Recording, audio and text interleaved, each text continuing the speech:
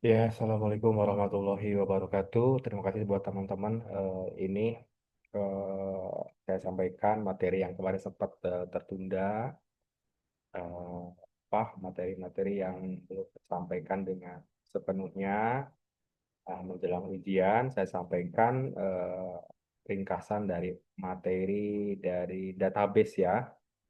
Kita masuk di pertemuan sebelumnya, kita sudah membahas bagaimana skema komputer ya, karena sebelum masuk ke mata kuliah database itu, saya sebelumnya menjelaskan tentang eh, konsep sederhana komputer itu sendiri. Saya ungkap sekilas ya, di mana konsep sederhana komputer itu ada tiga blok perintah, di mana satu ada input device, ada CPU, di mana CPU di sini terdiri dari prosesor dan juga unit memori, di mana prosesor di sini ada tiga mekanisme yang diatur melalui control unit, register, dan arithmetical logic unit, di mana dari prosesor ini yang menentukan setiap hasil eksekusi dari apa yang kita inginkan dalam prosesor.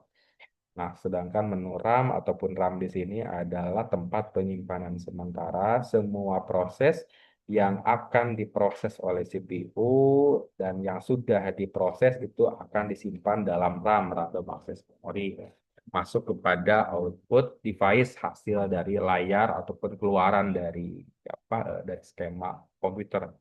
Jadi, jika dalam perangkat apapun ini memiliki tiga blok komponen ini, ada input device, ada CPU, ada output device, di situ adalah komputer. Nah, komputer tidak bisa berdiri sendiri, teman-teman ya. Komputer itu harus berada pada sistem. Kenapa saya katakan berada pada sistem? Komputer akan memiliki arti, akan bermanfaat, produktif dan tidaknya itu jika komputer tersebut masuk dalam unit sistem komputer. Sistem komputer itu ada tiga komponen yang wajib dipenuhi. Ada hardware, ada software, ada brainware. Hardware adalah perangkat keras, software adalah perangkat lunak, sedangkan brainware itu sendiri adalah kita sebagai pengguna. Kita sebagai pengguna disebut sebagai perangkat cerdas. Kenapa? Karena kita sebagai pengguna ini kita yang menentukan komputer ini mau dijalankan seperti apa, mau menghasilkan seperti apa, itu letaknya dari brainware. Makanya tingkatan brainware pun punya tingkatan tersendiri dari mulai operator, dari mulai technical support, sampai ke analis, sampai ke programmer, analis. Nah, itu tahapan tertinggi ya. Yang menciptakan software biasanya di tahapan programmer, sedangkan analis adalah menganalisis sistem yang akan diciptakan atau yang akan digunakan oleh manusia. Jadi, komputer adalah secara sederhana adalah teknologi pendukung yang menentukan komputer itu bekerja dan tidaknya harus ada unit brainware ataupun pengguna. Nah, kemarin kita sudah menjelaskan kenapa sih kita harus mempelajari komputer. Eh, Teman-teman pernah menjelaskan juga kenapa kita sampai saat ini harus mempelajari komputer. Dan alhamdulillah sudah pada paham ya alasan kenapa kita harus masih menguasai apa itu komputer atau mempelajari itu komputer. Nah, masuk pada materi kita saat ini di pengantar database. Nah, sebelumnya saya sempat memberikan penjelasan eh, apa penerapan database dalam kehidupan kita sehari-hari, atau database itu apa sih? Nah, secara gambaran database adalah atau basis data, basis adalah tempat berkumpul markas atau gudang, sedangkan data sendiri adalah di sini tempat atau fakta yang mewakili sebuah objek seperti manusia, barang, hewan, peristiwa, dan keadaan sebagainya yang direkam dalam bentuk angka, huruf, simbol, gambar, bunyi, dan kombinasinya. Itu basis data. Jadi basis data yang digambarkan adalah tempat berkumpulnya data, atau tempat penyimpanan data. Nah, itu baru pengertian secara sederhana. Nah, akan saya gambarkan gambaran umum dari basis data itu sendiri. Basis data kalau dilihat dari tiga sudut pandang ini, nah, teman-teman silakan disimak. Nah, sudut pandang yang pertama ini, basis data adalah kelompok data atau arsip yang saling berhubungan, yang diorganisasikan sedemikian rupa agar kelak dapat dimanfaatkan kembali dengan cepat dan mudah. Nah, kalau saya ngambil pandangan dari yang pertama ini, ingat himpunan itu, kelompok itu adalah, tahu ya, artinya himpunan kelompok data. Himpunan itu berarti dalam satu wadah, dalam satu kelompok data, seolah semuanya itu terpisah. Ada pengelompokan data, tapi semuanya itu terhubung di organisasi. Di sini berarti ada mekanisme sistem yang dijalankan. Tujuan yang pertama adalah bagaimana kelompok data ini bisa diakses. Tujuannya untuk penggunaan yang cepat dan mudah. Nah, kalau kita mengambil contoh dari himpunan kelompok data dengan tujuan agar bisa dimanfaatkan dengan cepat dan mudah, contohnya dalam proses pencarian data. Contoh misalkan kalau kita lihat Anda menggunakan sosial media, itu di sosial media ini terdiri jadi juga database ya, ataupun kelompok data yang masuk pada lingkup dari sosial media tersebut. Nah, pada saat Anda mendaftar di basis data tersebut, tentunya Anda menggunakan data yang Anda miliki seperti nama, tempat tanggal lahir, email, dan lain sebagainya. Anda daftar, registrasi, secara tidak langsung Anda meregistrasikan data Anda melalui database sosial media tersebut. Nah, tujuannya buat apa? Kenapa diregistrasikan? Agar data Anda terhubung dengan data yang lain. Contoh, pada saat Anda login, sudah masuk punya akun nih, Anda mau melakukan sebuah pencarian. Pencarian apa? Misalkan pencarian terkait dari konten yang memiliki judul ataupun tagar yang bersifat tertentu misalkan. Anda masukkan contoh tagar misalkan KP estetik. Nah, barang siapa yang mengupload dokumen atau video tersebut yang memiliki tagar kafe misalkan atau KP Estetik Sukabumi itu akan ditampilkan melalui mekanisme sosial media. Artinya, dia secara data akan memfilter dari sekian puluh, sekian ribu, sekian juta data yang memiliki tagar yang mirip. Nah, otomatis data yang ditampilkan akan banyak. Tapi akan berbeda jika pencarian datanya dengan menggunakan apa alamat email. Alamat email di sini tentunya akan lebih memudahkan apa? Eh, akan lebih memudahkan Anda dalam pencarian. Contoh saya mau mencari nama teman saya atau pengguna akun tersebut dengan email tertentu misalkan apakah dia ada atau tidak. Nah, itu langsung pencarian dengan cara yang sangat spesifik, langsung dengan menggunakan akun dari data yang akan kita cari. Otomatis dengan pencarian lebih spesifik, data yang diarahkan walaupun banyak yang mirip, tapi karena akun itu bersifat spesifik atau akun itu bersifat unik, yang unik ini biasanya adalah alamat emailnya atau nomor handphone.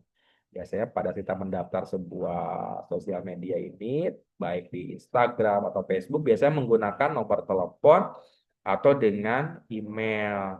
Nah, kalau kita menggunakan pencarian dengan data tersebut, biasanya pencarian tersebut akan lebih mudah.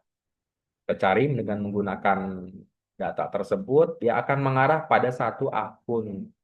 Nah, itu maksud dari database ini, suatu saat data tersebut bisa kita manfaatkan dengan cepat dan mudah. Itu artinya kita mempermudah pencarian dengan catatan pencarian tersebut dengan menggunakan akun atau data yang bersifat spesifik. Dalam hal ini adalah email atau nomor pengguna misalkan. Atau contohnya di data mahasiswa dengan menggunakan database PDDikti. Anda mau melakukan pencarian data Anda tentunya berarti dengan konsep pencarian nama kampusnya menggunakan koma baru dengan menggunakan nama Anda. Tapi kalau dengan menggunakan nama, kalau nama yang sejenis biasanya ditampilkan dengan sangat banyak.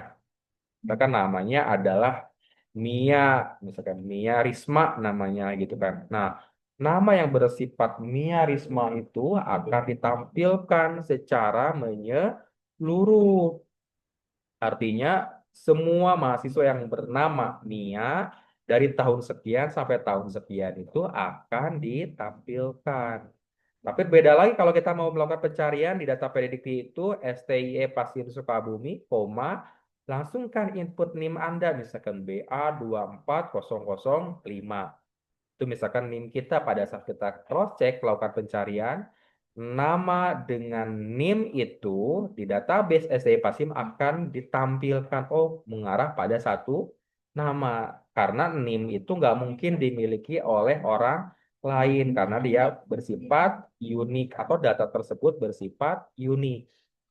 Nah, ini maksud dari bagaimana kita memanfaatkan kelompok data dalam hal ini database, apa bisa dimanfaatkan suatu saat dengan cepat dan mudah. Artinya pencarian data bisa dilakukan dengan cepat dan mudah. Kalau kita lihat database PDDikti itu mungkin satu Indonesia, bahkan berapa juta mahasiswa. Bahkan nama Anda saja bisa jadi ada duplikasinya. Tapi kalau nama NIM, nggak mungkin ada yang sama. Apalagi dengan kita menggunakan pencarian dengan spesifik tadi itu dengan nama kampusnya, koma, langsung dengan NIM Anda. Itu contoh yang pertama, bagaimana data itu bisa dimanfaatkan dengan cepat dan mudah. Selanjutnya, nah, pengertian pandangan dari apa? Dari yang kedua, kumpulan data yang saling berhubungan yang disimpan secara bersama-sama, kita lihat ya, secara bersama-sama tanpa pengulangan ataupun penumpukan. Nah, kalau keyword yang kedua masih sama, kumpulan data, kelompok data, terkoneksi sama, saling berhubungan. Saling berhubungan itu data tersebut walaupun terpisah berkelompok, tapi bisa diakses satu sama lain. Tapi catatannya tidak boleh ada pengulangan, penumpukan. Nah, kembali kepada contoh yang tadi. Dalam proses database, penyimpanan database itu tidak boleh ada data yang sama disimpan dalam satu database. Bagaimana contohnya? Seperti tadi penggunaan NIM. Misalkan saya mau mendaftarkan mahasiswa di akun PD Dikti, namanya sama, misalkan yang satu Mia Rismawati, yang satu juga Mia Rismawati, tapi pembedanya adalah yang satu lahir di bulan Februari, yang satu lahir di bulan Agustus. Nah, di dalam pendaftaran basis data ini, biar tidak terjadi penumpukan datanya, tentunya ini adalah orang yang berbeda. Dibuktikan dengan cara apa? Nomor NIK.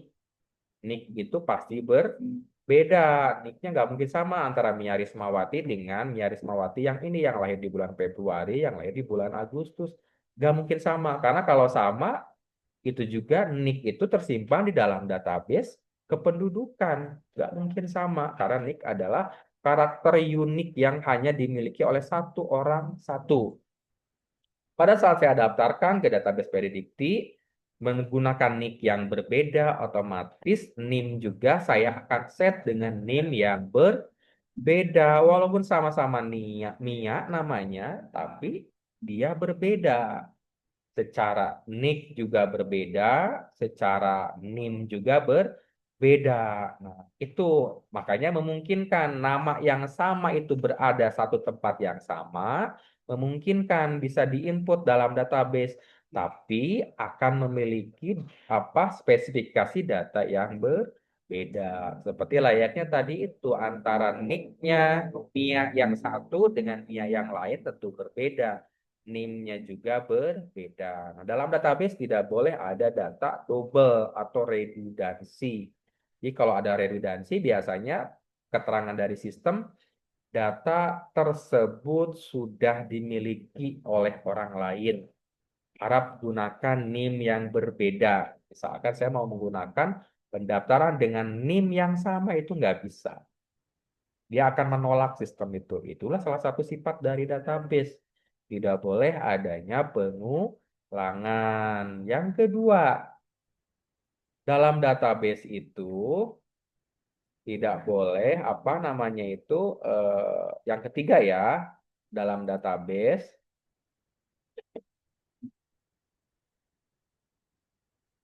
Pandangan ketiga dari database itu adalah kumpulan file, tabel, atau arsip yang saling berhubungan yang disimpan dalam media penyimpanan elektronis. Ingat, file tabel ini adalah arsip kelompok data yang terkoneksi, disimpannya dalam media penyimpanan elektronis. Dalam hal ini adalah komputer. Jadi mekanisme database itu data yang disimpan secara elektronis di dalam komputer dengan menggunakan sistem database atau apa DBMS, database management system. Nah, DBMS ini adalah semacam software yang mengorganisasikan, yang menjalankan mekanisme database. Contoh yang paling kecil aplikasi database ini atau DBMS ini adalah kalau di aplikasi apa Microsoft Office namanya Microsoft Access. Ada juga lewat apa database program aplikasi database yang lain seperti MySQL misalkan ya, itu sama juga sejenis DBMS, database management system. Yang paling mudah, yang paling ini adalah biasanya Microsoft Access ya, yang bisa kita terapkan contoh dari database itu. Nah, kalau kita lihat, kita bedah apa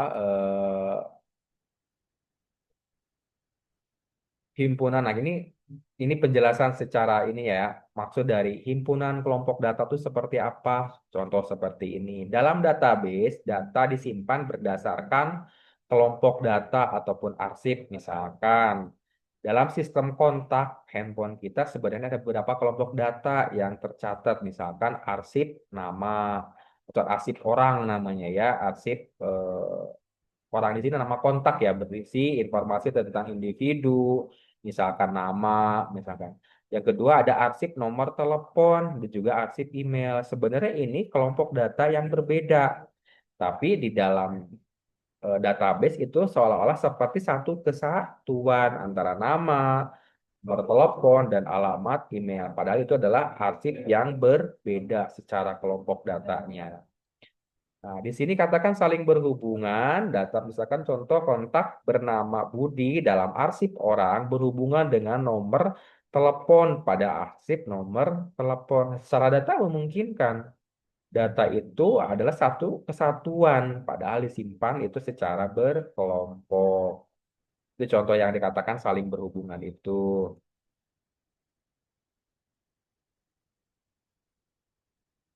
Nah, maksud dari diorganisasikan sedemikian rupa ini, data ini tidak disimpan secara acak, tapi melalui struktur kolom atau setiap arsip yang jelas. Seperti arsip orang itu ada namanya, ada ID kontak. ID kontak itu semacam kode ya, kode kontak. Kalau dalam arsip mahasiswa namanya ID kontak itu adalah NIM, sebagai penanda bahwa orang yang satu dengan orang yang lain itu dibuktikan berbeda itu dengan apa namanya ID kontak. Atau kalau NIM itu berarti antara NIM yang satu dengan yang lain kan berarti berbeda. Seperti tadi itu saya gambarkan NIM mahasiswa ini dengan NIM mahasiswa walaupun namanya sama tapi berbeda. Nah, itu namanya ID kontak atau NIM lah di arsip orang itu. Nah, arsip nomor telepon itu juga sama, ada ID nomor telepon, ada ID kontak, nomor telepon, jenisnya, dan lain sebagainya. Jadi, di dalam database tersimpan secara terstruktur, tidak acak ya data itu disimpan. Makanya disebut diorganisasikan dengan sedemikian rupa itu maksudnya ada aturan cara menyimpannya. Lanjutnya, yang tadi itu cara dimanfaatkan dengan cepat dan mudah itu tadi. Pencarian dengan cepat, melihat riwayat panggilan, ngirim email, dan lain sebagainya itu bisa dilakukan dalam satu database. Saya misalkan mau melihat data mengenai mahasiswa ini. Pada saat saya cek dengan nama ini, dengan NIM ini muncul semuanya. Dari mulai nama, histori kuliah, email, alamat, dan lain sebagainya itu ada dalam database itu. Itu maksudnya pada saat saya melakukan pencarian dengan data personal dengan spesifik akan dimunculkan semua data yang berhubungan dengan orang tersebut sampai ke alamat rumah. Kesimpulan sederhananya adalah tanpa organisasi ini Anda mungkin akan memiliki satu catatan penting. Apa ini? Jadi secara kesimpulannya, ah, himpunan kelompok data harus saling berhubungan di sini dapat dikatakan adalah tanpa adanya database ini, Anda mungkin memiliki satu catatan panjang di aplikasi Note ya. Tanpa adanya database itu mungkin kalau kita menyimpan data di catatan Note itu mungkin banyak ya untuk kan ngetik nama ini, alamat ini, semuanya misalkan secara acak. Tapi dengan adanya arsip database, Anda cukup menyimpan dengan aplikasi kontak, semuanya ada. Seperti kita buka, create kontak, di situ akan muncul nama, alamat, misalkan email. Kalau Anda buka Android, biasanya di sistem manajemen kontak itu ada. Sampai ke foto itu sendiri, foto mahasiswanya itu ada, misalkan. Coba dicek pada saat Anda mengklik sebuah nomor itu, dia akan memunculkan isian nama depan, nama belakang, email, alamat rumah, alamat kantor, nomor telepon pertama, nomor handphone, dan lain sebagainya itu ada. Itu contoh salah. Tapi kalau kita bayangkan tidak ada aplikasi database, mungkin kebayang kita di dalam aplikasi Note itu catatan ya, catatan ini pribadi, kebayang kita akan mencatat nomor itu secara acak, bahkan akan sulit kalau nama atau data tersebut dalam jumlah yang sangat banyak. Oke, dengan ada database ini akan diatur kelompok data tersebut dengan terstruktur dan saling terhubung. Informasi tersebut menjadi jauh lebih berguna dan bisa diakses secara instan untuk berbagai keperluan. Ya, itu sekilas tentang database. Nah, lanjut ke dalam terminologi basis data. Terminologi basis data ini lebih seperti konsep basis data ini sebenarnya asal muasal inspirasinya dari konsep penyimpanan lemari arsip. Nah, lemari arsip di sini kalau kita lihat mirip dengan konsep penyimpanan basis data. Bagaimana miripnya? Contoh, ini adalah filing kabinet yang disimpan di sini adalah dalam bentuk map. Betul ya? Pada saat kita menyimpan data pada filing kabinet ini, tentunya kita akan melakukan sortir. Sortir data dong, artinya mungkin dikelompokkan dulu datanya. Pengelompokan data yang sejenis. Data mahasiswa, data dosen. Contoh misalnya kalau saya di kampus misalnya mencontohkan, saya punya piling kabinet. Kalau saya sebagai admin akan menyimpan pada lemari arsip itu yang berhubungan dengan pekerjaan misalkan saya ya. Yang pertama, karena ada bekas dosen, mungkin saya akan pilih data-data yang berhubungan dengan data atau biodata dosen. Yang satu lagi, arsip mata kuliah. Semua arsip mata kuliah yang sedang berlangsung, yang sudah kelewat akan saya pilih juga. Satu lagi, arsip tunggakan mahasiswa misalnya. Semua mahasiswa per bulan itu yang menunggak, yang lunas, dan lain sebagainya akan saya arsipkan.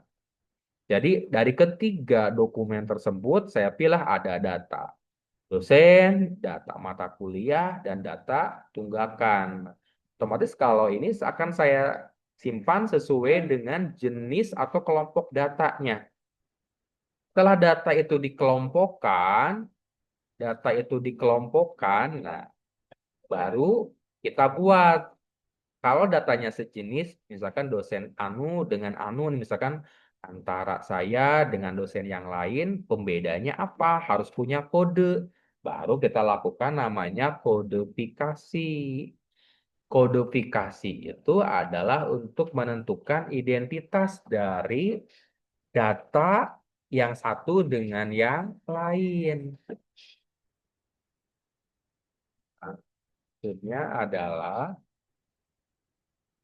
kodifikasi ini untuk membuat identitas antara jenis dokumen yang sama.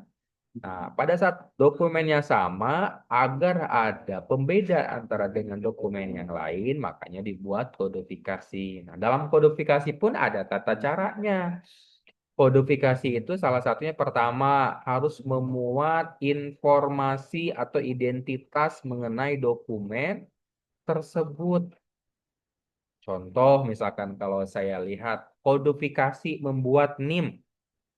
Anda mungkin pernah mempertanyakan NIM saya ini adalah bentuk kodifikasi yang memiliki informasi yang mengandung sebuah informasi dari sebuah lembaga ataupun dari prodi. Seperti contoh, saya membuat NIM untuk mahasiswa akuntansi. Misalkan tahun masuk 2024. Nah, bagaimana membuatnya? Contoh saya buatkan misalkan. Kalau dia program beasiswa, NIM-nya adalah BA. BA itu adalah beasiswa akuntansi. Biasa diawali dengan BA. Baru menggunakan kode prodi. Kode prodi di akuntansi apa di akuntansi itu 12, misalkan 2 digit. Kalau manajemen itu 11. Jadi BA mengandung makna beasiswa akuntansi, masuk kode prodi 12, berarti BA 12. Saya masukkan tahun masuk BA 1224. Nah, 24 ini adalah tahun masuk Anda. Baru selebihnya adalah nomor urut. Oh, tapi ternyata saya menggunakan BA 12. Oh, itu masih double kode misalkan.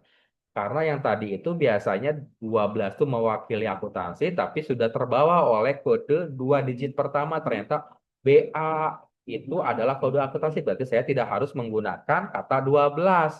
Berarti langsung aja BA 24001.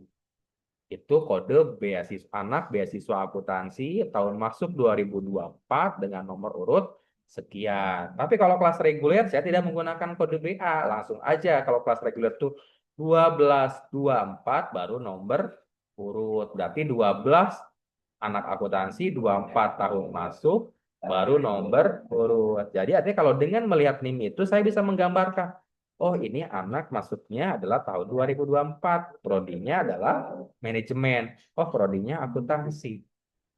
Nah, artinya pada saat NIM tersebut dibaca oleh orang yang memiliki kepentingan atau dia terlibat di manajemen atau struktural di lembaga tersebut, dia bisa menafsirkan, oh mahasiswa ini tuh adalah prodi ini tahun masuk sekian.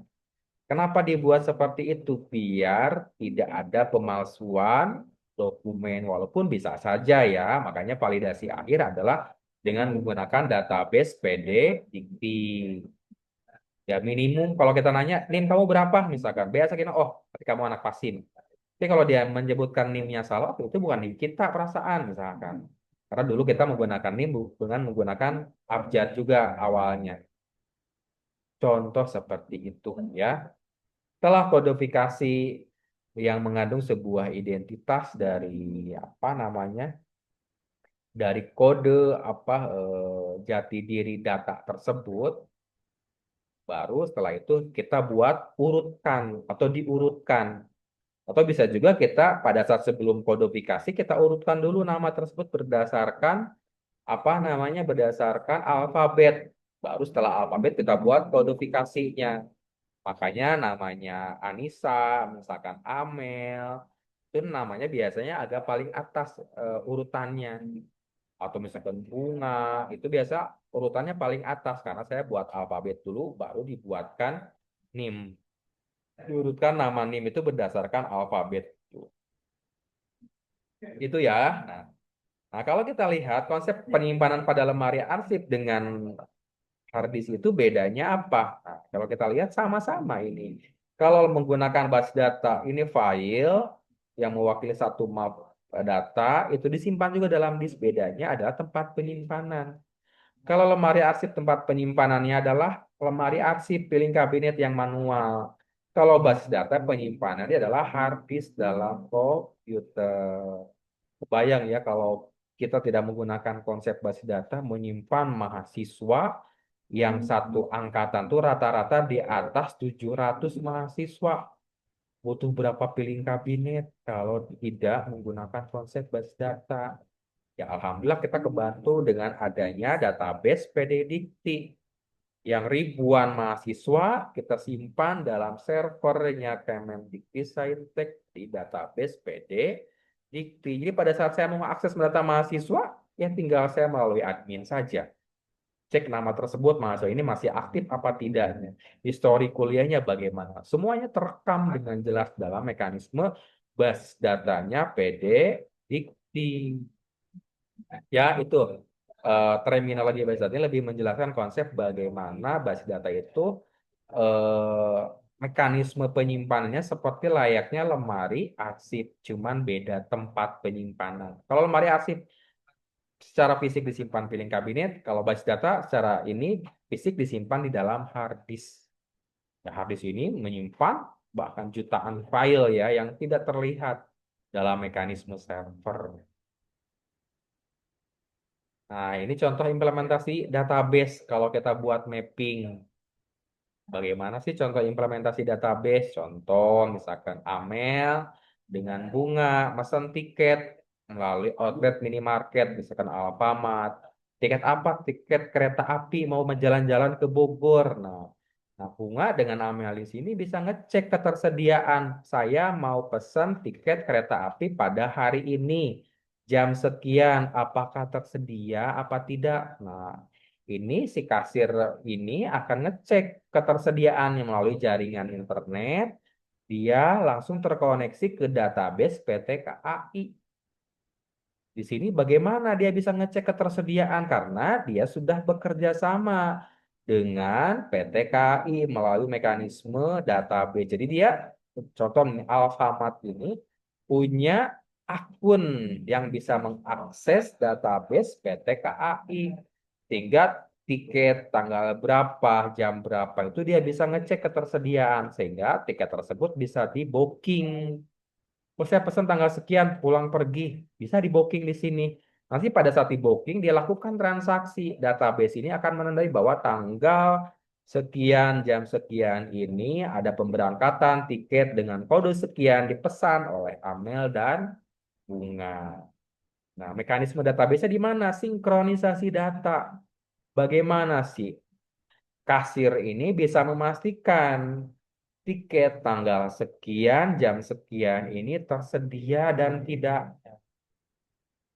Itu kurang lebih contoh implementasi database dalam kehidupan kita sehari-hari kalau dibutuhkan dalam sebuah gambar ya.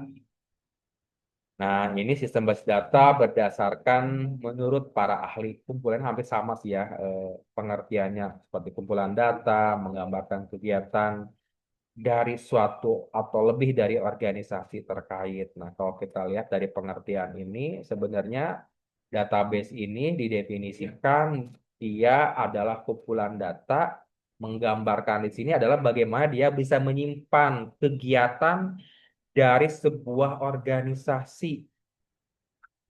Contoh misalkan di STI Pasim, itu adalah sebuah organisasi. Di sini di STI Pasim adalah katakan sebagai kumpulan data. Contoh, mahasiswa yang daftar ke STI Pasim, nah terregistrasi datanya di database mana? Database PD Dikti itu tersimpan. Di database internal STI Pasim juga tersimpan. Jadi artinya pada saat mahasiswa mendaftar di STI Pasim, secara data itu menggambarkan dia aktivitas di perguruan tinggi itu akan terekam dalam mekanisme database. Database internal di Sepima atau si akadnya.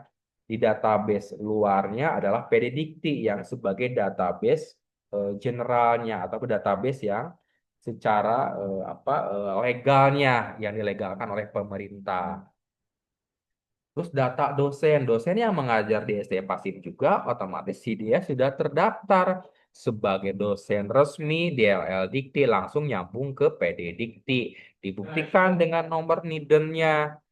Nah, NIDN tersebut sudah terverifikasi, ada golongannya, ada jabatannya, ada histori kuliahnya. Nah, itu adalah gambaran dari kegiatan dari sebuah organisasi. Jadi, aktivitas dalam sebuah organisasi itu disimpan dalam kumpulan data. Disitulah data itu disimpan dalam mekanisme Database. Ini maksud dari pengertian base data ya, berdasarkan menurut siapa di sini? Menurut Elmari dan Navati tahun 94. Kita masuk ke ini sistem base data ini menurut pendapat para ahli dari buku yang saya kutip dari Abdul Qadir. Nah, dalam buku tersebut, database didefinisikan sebagai sekumpulan data yang saling berhubungan yang disimpan secara bersama tanpa redundansi, tanpa penumpukan, tanpa pengulangan yang tidak perlu untuk memenuhi berbagai kebutuhan. Maksud dari berbagai kebutuhan di sini, tergantung data ini digunakan oleh siapa. Digunakan oleh perguruan tinggi untuk apa? Untuk menyimpan historik kuliah, untuk menyimpan data kelulusan mahasiswa, untuk menyimpan data alumni, untuk menyimpan transaksi ongoing mahasiswa pada saat Anda kuliah itu semuanya tercatat secara lengkap dalam database database internal dan juga database PDDikti yang ada di Kemdikti Saintek. Itu dari berbagai kebutuhan. Tergantung siapa yang mengakses. Yang mengaksesnya perguruan tinggi, kebutuhannya adalah menyimpan data. Diakses oleh perusahaan, kebutuhannya apa? Untuk memvalidasi karyawan bahwa karyawan yang melamar perusahaannya itu lulus kuliah apa tidak. Dia cek data tersebut melalui database Kemdikti Saintek. Oh, tercatat lulus dengan nomor PIN sekian. Nomor PIN ijazahnya itu nasional. Itu contohnya. Ya, maksud dari memenuhi berbagai kebutuhan. Contohnya di sini banyak ya dalam kehidupan saya perpustakaan digital, aplikasi ojek online, rumah sakit, toko online, e-commerce dan lain sebagainya. Nah, untuk penyimpanan database ini contoh pola penyimpanan database, apa pola penyimpanan data sebelum menggunakan database atau sistem berkas tradisional. Ini sebenarnya eh, konsep penyimpanan dalam lemari arsip yang pernah saya sampaikan yang tadi ya. Tapi nanti ini bisa kita sampaikan dari pertemuan berikutnya. Untuk saat ini untuk sampai saat ini materi yang saya sampaikan sampai ini saja ya. Nanti akan kita lanjut di pertemuan berikutnya. Terima kasih buat mahasiswa. Nanti diharapkan setelah Anda menyimak materi ini, silahkan like, subscribe, dan komen dengan nama, kelas, dan nyatakan bahwa Anda hadir menyimak mata kuliah tersebut. Terima kasih semuanya. Assalamualaikum warahmatullahi wabarakatuh.